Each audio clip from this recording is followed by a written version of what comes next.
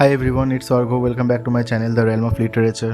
আজকে আমরা পুরো মিডল ইংলিশ লিটারেচারটা শেষ করব, কারণ আজকে জফরে চসারের লাস্ট ভিডিও, তাই ধৈর্য ধরে ভিডিওটা দেখো। আর সবাইকে রিকোয়েস্ট করবো, আগে যারা আমার প্লেলিস্টটা দেখোনি তারা প্লিজ প্লেলিস্টটা প্রত্যেকটা ভিডিও সিরিয়াল বাই সিরিয়াল দেখে এসো, তাতে তোমাদের কনসেপ্টটা ক্লিয়ার হবে। আমি ডেসক্রিপশনে পুরো প্লেলিস্টের লিঙ্কটা দিয়ে দেবো।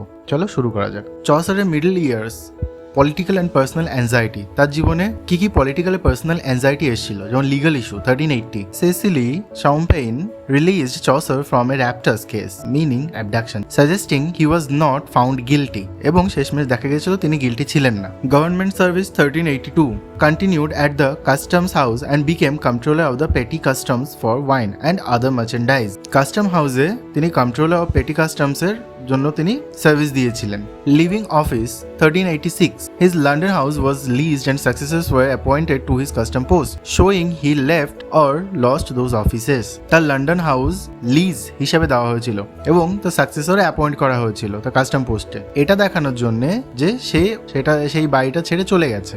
অথবা move to Greenwich 1385 to 86, probably move to Greenwich যেটা কেন্টে অবস্থিত, became justice of peace and knight of the shire for Kent. সেখানে knight of the shire for Kent হয়েছিলেন এবং জাস্টিস অফ পিস মানে শান্তি নিয়ে অনেক কাজকর্ম করেছিলেন। নেক্সট কি বলছে, ফিলিপাস death 1387, ফিলিপাস death 1387, his wife Philippa probably died causing personal grief. তার ওয়াইফ ফিলিপা 1387 মারা গেছিল এবং তার জন্য তিনি ভীষণ দুঃখ পেয়েছিলেন। Political problems, Chaucer suffered when Thomas of Woodstock, Duke of Gloucester, temporarily replaced the influence of Richard II and John of Gaunt, Chaucer's patron. চসারের প্যাটার্ন কে ছিল? John of Gaunt. এটা খুব ইম্পর্টেন্ট। তাকে টেম্পোরারি রিপ্লেস করে দেওয়া হয়েছিল।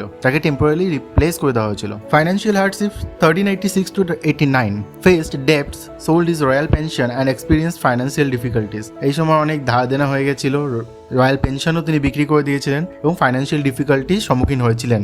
মার্সিলেস parliament 1388, many of Chaucer's friends and supporters were executed, increasing his political insecurity. চসারের অনেক ফ্রেন্ড এবং সাপোর্টারকে কিন্তু এক্সিকিউট বা মৃত্যুদণ্ড দেওয়া হয়েছিল, যার ফলে পলিটিক্যাল ইনসিকিউরিটি বেড়েছিল। Return to office 1389, after Richard II regained power, Chaucer became clerk of the king's work, overseeing royal buildings like the Tower of London and Westminster Palace. 1389 Richard II আবার পাওয়ার Regain করার পর Chaucer কিন্তু কিংসের ক্লার্কে পরিণত হয়েছিলেন এবং বিভিন্ন রয়্যাল বিল্ডিং যেমন tower of London, Westminster palace এগুলো ওভারসি করেছিলেন। Literary achievement, despite this political and personal crisis, Chaucer produced some of his greatest literary works during the 1380s। এই সময় কিন্তু যত পলিটিক্যাল বা পার্সোনাল ক্রাইসিস আসুক না কেন, তিনি কিন্তু 1380s অনেক ইম্পর্টেন্ট লিটারারি ওয়ার্ক কিন্তু প্রডিউস করেছিলেন। নেক্সট চলে আসি the Parliament of Fowls, major poem কিন্তু এটা। The Parliament of Fowls is a dream vision poem of 699 lines written for Saint Valentine's Day. Saint Valentine's Day এর উদ্দেশ্যে 699 লাইনে এই ড্রিম ভিশন একটা পোয়েম লিখেছিলেন। সেই পোয়েমটার নাম হচ্ছে দ্য পার্লামেন্ট অফ ফাউলস। এর থিম কি ছিল? It explores different kinds of love choices in marriage, the idea of common good আর কমন প্রফিট।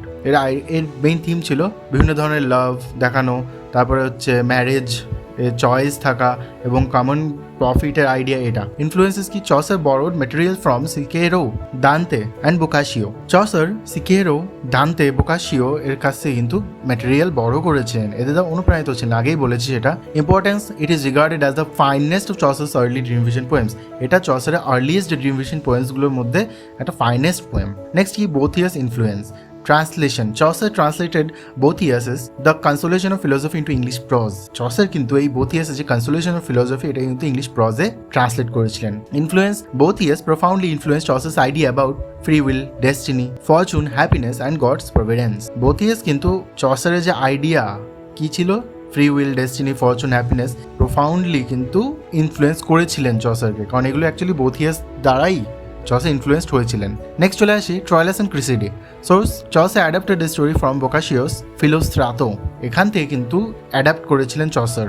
কার লেখা? বোকাশিওর ফিলোস্ট্রাটো থেকে এই ট্রয়েলাস অ্যান্ড ক্রিসিডি কিন্তু অ্যাডাপ্ট করা হয়েছিল।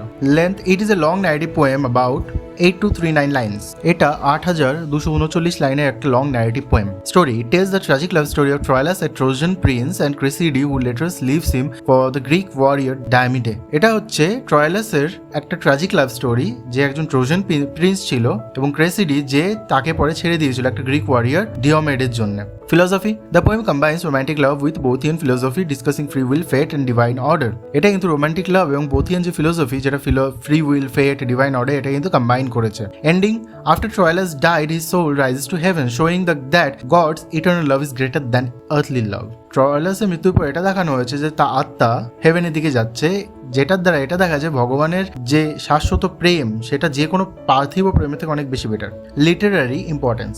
Many critics consider Troilus and Cressida to be Chaucer's greatest artistic achievement because of its deep psychological insight and emotional power. অনেক ক্রিটিক্সরা এই Troilus and Cressida psychological ইনসাইটের জন্য এবং ইমোশনাল পাওয়ারের জন্য এটাকে কিন্তু চসারের সবথেকে বেস্ট অ্যাচিভমেন্ট হিসেবে ধরে নেয়। The legend of good women, final dream vision. The Legend of Good Woman is Chaucer's fourth and last dream vision poem. এটা Chaucer's fourth এবং last dream vision poem ছিল কোনটা, The Legend of Good Woman. Framework. The god of love orders Chaucer to write about faithful women as punishment for previously writing about women who betrayed men. যেখানে দেখাচ্ছে যে ভগবান চসারকে order দিয়েছে যে একটা faithful ওমেনের সম্পর্কে লেখার জন্য এবং তাকে লিখতে হবে, কারণ এটা তার পক্ষ থেকে একটা পানিশমেন্ট, কারণ সে এমন ওমেনের সম্পর্কে লিখেছে যারা মেনদের বিট্রে করেছে। The work contains a prologue and 9 legends of famous women such as Cleopatra, Dido and Lucrece, এবং এর মধ্যে ক্লিওপেট্রা, ডিডো, লিউক্রেসের মতো নটা লেজেন্ডারি ফেমাস ওমেনও কিন্তু উল্লেখ পাওয়া যায়। Theme. It praises faithful women while exposing the betrayal of women by wicked men. এখানে ফেইথফুল ওমেনদের প্রশংসা করা হয়েছে, কিন্তু সাথে এটাও দেখানো হয়েছে যে দুষ্ট মানুষেরা কিভাবে ওমেনদের বিট্রে করছে, পুরুষেরা।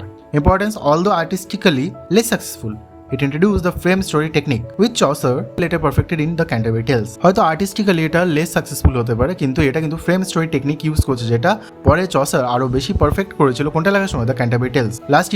Last public office. Chaucer served as a clerk of the king's work from 1389 to 1391, supervising the repair and maintenance of royal building. Royal building এর যে সুপারভিশনের কাজ এটা 1391 পর্যন্ত চলেছিল। এখানে চসার কিন্তু ক্লার্ক হিসেবে কাজ করেছিলেন। Difficulties. During this period he was robbed several times and physically attacked, leading him to seek another position. এই সময় কিন্তু তার উপর ডাকাতি করা হয়েছিল এবং ফিজিক্যালি অ্যাটাক করা হয়েছিল। New appointment 1391. He became sub-forester of the King's Park at North Petherton, Somerset, a post he held until his death. North Petherton A Kings park এর সাব ফরেস্টার হিসেবে তিনি নিযুক্ত হয়েছিলেন এবং মৃত্যু পর্যন্ত এই পজিশনেই ছিলেন। Henry IV support.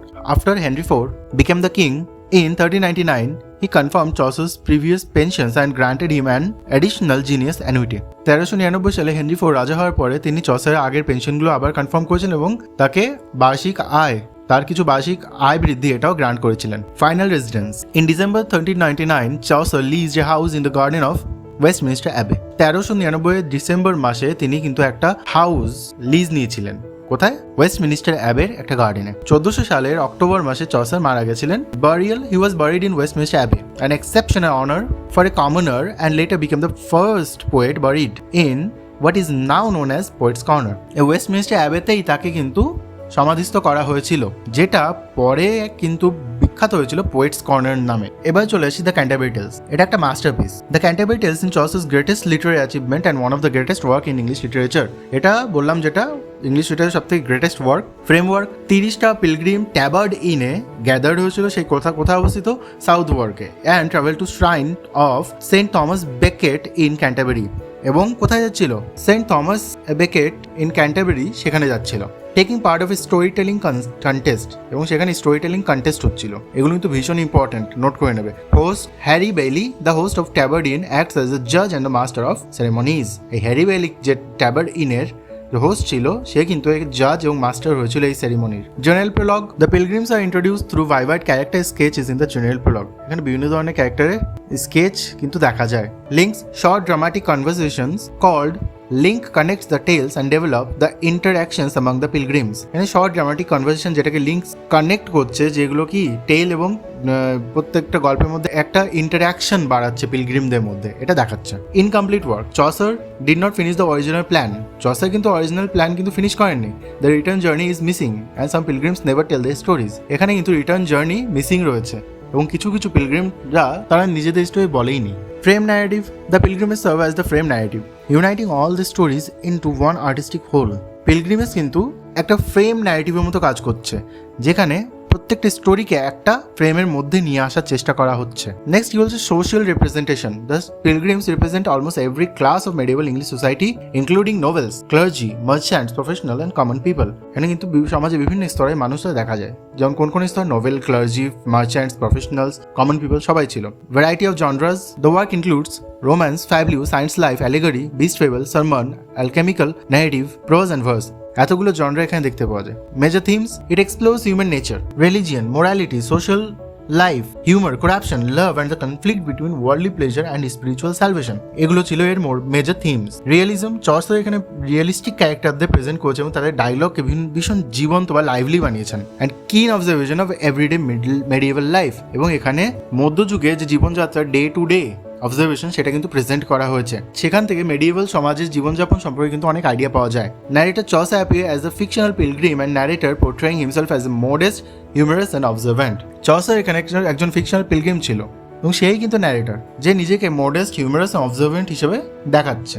এন্ডিং বা retraction. In the retraction, Chaucer asks God's forgiveness for his worldly writings and requests readers to remember his religious and moral works. গল্পের শেষে চসার কিন্তু ভগবানের কাছে ক্ষমা চাইছে তার এই পার্থিব রাইটিংগুলো লেখার জন্য এবং সকল রিডারকে অনুরোধ করছে যেন তার এই ধার্মিক এবং নীতিগত কাজগুলোকে মনে রাখে তারা।